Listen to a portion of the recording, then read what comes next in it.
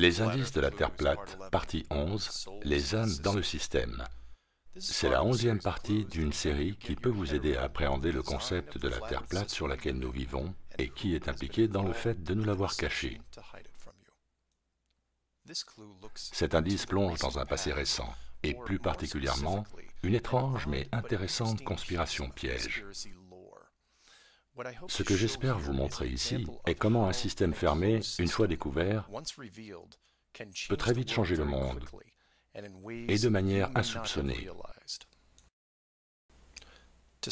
Pour commencer, il nous faut retourner à un documentaire controversé de 2004 appelé « Les astronautes se lâchent ». Pour ceux qui ont loupé cette surprenante pépite, je résume. Un directeur-producteur, Bart Winfield Sibrel, décide de prouver que les alunisages n'étaient que des mises en scène élaborées. Dans cette optique, il organisa des interviews avec les astronautes du programme Apollo en leur faisant croire à un simple entretien de routine. Il sortit alors une Bible et demanda à tous les astronautes de jurer sur celle-ci avant le début de l'interview.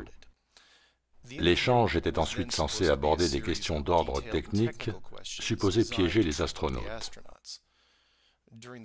Durant le processus, la tension était bien réelle, avec quelques moments particulièrement inconfortables, dont une bagarre au poing. Bon, je ne vous demande pas spécialement de regarder ce documentaire d'1 heure. Personnellement, je pense qu'ils ont dû vivre avec leur culpabilité toute leur vie, et les laisser tranquilles me paraît assez humain. Ce qui m'a intéressé, et même piqué mon intérêt au vif, n'étaient pas les questions habituelles posées aux astronautes, mais comment ils ont réagi devant la Bible. Aucun d'entre eux ne mit la main dessus, ni ne jura qu'il est allé sur la Lune.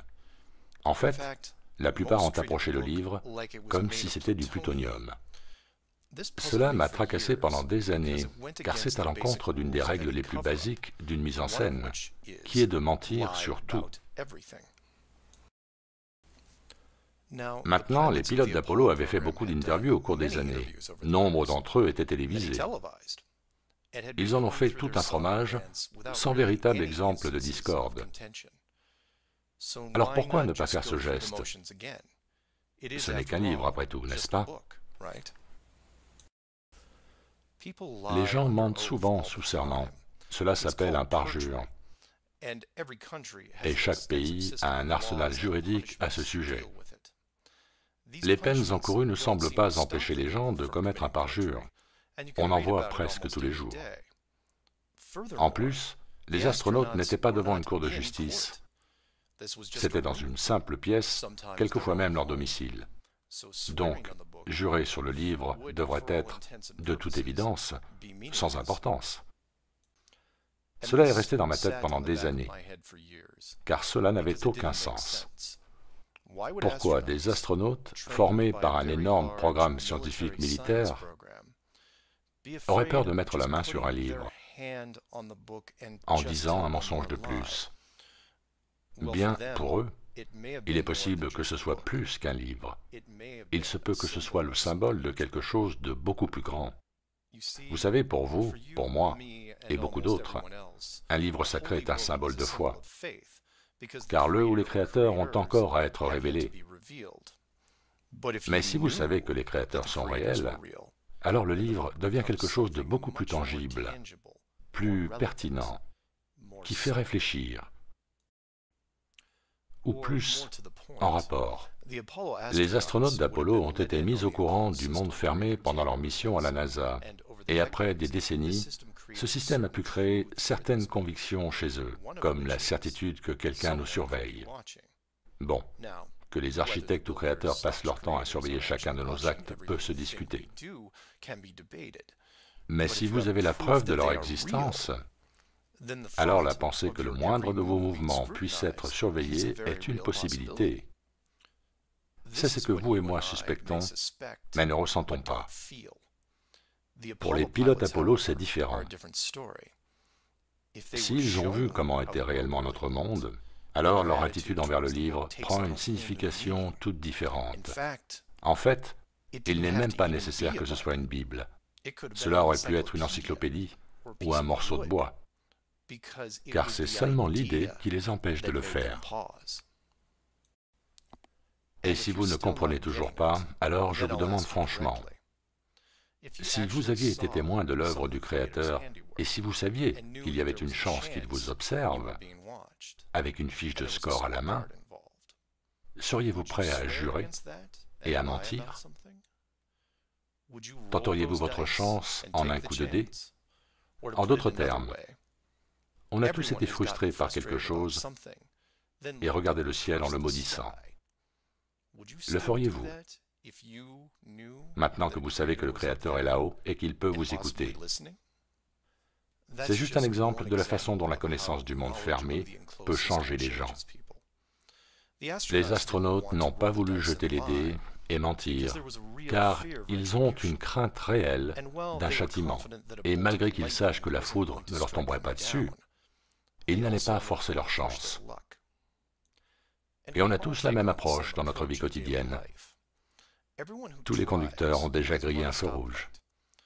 On sait que lorsque le feu passe à l'orange, si on est trop loin, on accélère et on croise les doigts. Surtout si le trafic est fluide et que nous ne mettons personne en danger.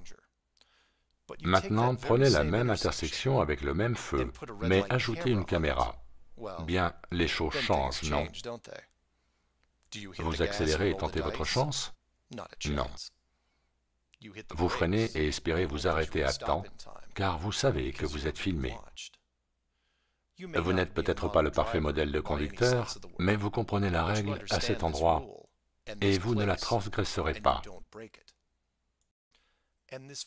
C'est une des raisons pour laquelle j'espère autant voir le monde fermé être dévoilé.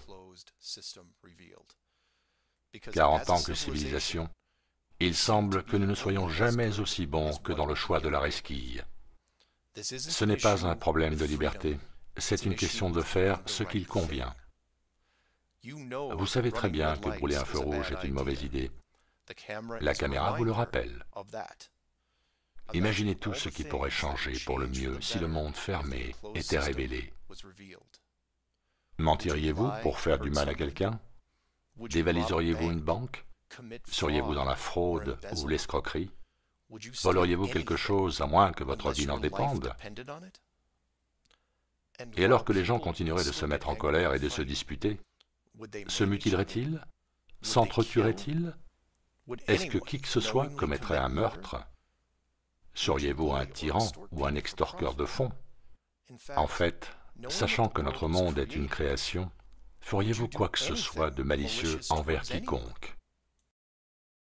Si le monde n'est pas un globe, mais un monde clos, alors nous verrions la fin des guerres, la fin des crimes de haine. Peut-être pas du jour au lendemain, mais assez vite, car chacun serait, peut-être pour la première fois de sa vie, redevable de ses actions. Chacun réalisant maintenant sa condition d'âme réelle dans un système clos et sa responsabilité envers son prochain. Ce que l'on peut ramener à une règle simple: traiter les autres mieux que l'on se traite soi-même. Voilà, ça c'est pourquoi il est si important de montrer le monde tel qu'il est. Et c'est pour ça que je demande aux autorités elles-mêmes d'ouvrir la porte et de lever le voile. Vous nous l'avez caché pendant si longtemps, et les peuples qui vivent ici avec vous ont eu assez d'épreuves. Il ne s'agit plus d'argent ou de pouvoir. Il s'agit de l'âme, la véritable essence de ce que nous sommes. Les possessions et les titres ne définissent pas votre cœur. Occulter le monde a pu paraître une bonne idée à une époque, mais nous n'en sommes plus là. Avez-vous récemment regardé notre maison? Il y a des réparations à faire, et il est temps de les faire. Les gens n'oublieront pas la tromperie, mais ils vous le pardonneront, car cette révélation les rendra plus nobles,